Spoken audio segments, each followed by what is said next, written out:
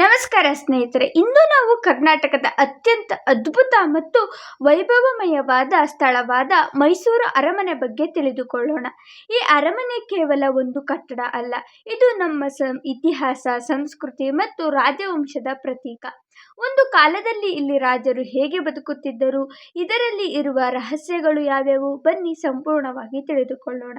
ಮೈಸೂರು ಅರಮನೆಯನ್ನು ವಾಡಿಯರ್ ಡೈನೆಸ್ಟಿಯವರು ನಿರ್ಮಿಸಿದರು. ಮೂಲದಲ್ಲಿ ಈ ಅರಮನೆ ಮರದಿಂದ ನಿರ್ಮಿಸಲ್ಪಟ್ಟಿತ್ತು. ಆದರೆ 1897ರಲ್ಲಿ ನಡೆದ ದಸರಾ ಹಬ್ಬದ ಸಮಯದಲ್ಲಿ ಭೀಕರ ಅಗ್ನಿ ಅವಘಡ ಸಂಭವಿಸಿ ಹಳೆಯ ಅರಮನೆ ಸಂಪೂರ್ಣವಾಗಿ ಸುಟ್ಟು ಹೋಯಿತು. ಅದಾದ ನಂತರ ಹೊಸ ಅರಮನೆ ನಿರ್ಮಿಸಲು ನಿರ್ಧರಿಸಲಾಯಿತು.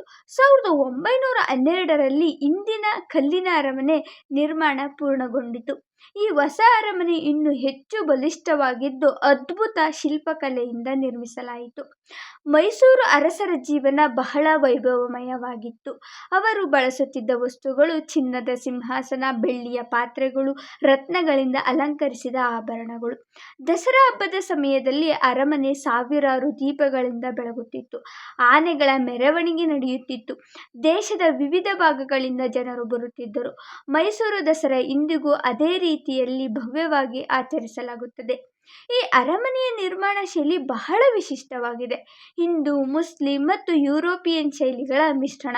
ಸುಂದರ ಗುಂಬಜಗಳು, ದೊಡ್ಡ ಸಭಾಂಗಣಗಳು, ಬಣ್ಣ ಬಣ್ಣದ ಗಾಜಿನ ಕಿಟಕಿಗಳು, ಅರಮನೆಯ ಒಳಭಾಗದಲ್ಲಿ ಚಿತ್ರಕಲೆಗಳು, ಗೋಡೆಗಳ ಮೇಲಿನ ಸೂಕ್ಷ್ಮ ಕೆತ್ತನೆಗಳು, ಅದ್ಭುತ ವಿನ್ಯಾಸದ ಮೆಟ್ಟಿಲುಗಳು, ಇವೆಲ್ಲವೂ ನೋಡಿದರೆ ಆ ಕಾಲದ ಕಲಾವಿದರ ಕೌಶಲ್ಯ ಎಷ್ಟು ಉನ್ನತವಾಗಿತ್ತು ಎಂಬುದನ್ನು ಗೊತ್ತಾಗುತ್ತದೆ.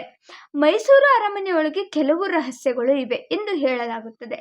ಗುಪ್ತ ಸುರಂಗಗಳು ಇವೆ ಎಂದು ಕೆಲವು ಜನರು ನಂಬುತ್ತಾರೆ. ಇವುಗಳನ್ನು ಯುದ್ಧದ ಸಮಯದಲ್ಲಿ ತಪ್ಪಿಸಿಕೊಳ್ಳಲು ಬಳಸಲಾಗುತ್ತಿತ್ತು. ಕೆಲವು ಕೊಠಡಿಗಳು ಸಾರ್ವಜನಿಕರಿಗೆ ತೆರೆಯಲಾಗಲಿಲ್ಲ. ಇನ್ನು ಕೆಲವು ಜನರು ಹೇಳುವಂತೆ ಅರಮನೆಯೊಳಗೆ ವಿಚಿತ್ರ ಶಬ್ದಗಳು ಕೇಳುತ್ತವೆ. ಆದರೆ ಇವುಗಳ ಬಗ್ಗೆ ಸ್ಪಷ್ಟವಾದ ಸಾಕ್ಷಿಗಳು ಇನ್ನೂ ದೊರೆತಿಲ್ಲ. ಇಂದು ಮೈಸೂರು ಅರಮನೆ ಭಾರತದಲ್ಲಿ ಅತ್ಯಂತ ಹೆಚ್ಚು ಪ್ರವಾಸಿಗರ ಭೇಟಿ ನೀಡುವ ಸ್ಥಳಗಳಲ್ಲಿ ಒಂದು. ಕರ್ನಾಟಕದ ಹೆಮ್ಮೆಯ ಪ್ರತೀಕ, ಇತಿಹಾಸ ಮತ್ತು ಸಂಸ್ಕೃತಿಯನ್ನು ಉಳಿಸಿಕೊಂಡಿರುವ ಸ್ಥಳ. ಪ್ರತಿ ವರ್ಷ ಲಕ್ಷಾಂತರ ಜನರು ಇಲ್ಲಿ ಬರುತ್ತಾರೆ ಮತ್ತು ಅದರ ಸೌಂದರ್ಯವನ್ನು ಅನುಭವಿಸುತ್ತಾರೆ. ಹೀಗಾಗಿ ಸ್ನೇಹಿತರೆ, ಮೈಸೂರು ಅರಮನೆ ಕಟ್ಟಡ ಅಲ್ಲ, ಇದು ನಮ್ಮ ಇತಿಹಾಸದ ಜೀವಂತ ಸಾಕ್ಷಿ. ಈ ವಿಡಿಯೋ ನಿಮಗೆ ಇಷ್ಟ ಆದರೆ ಲೈಕ್ ಮಾಡಿ, ಶೇರ್ ಮಾಡಿ, ಹಾಗೆ ನಮ್ಮ ಚಾನಲ್ನ ಸಬ್ಸ್ಕ್ರೈಬ್ ಮಾಡಿ. ಧನ್ಯವಾದಗಳು.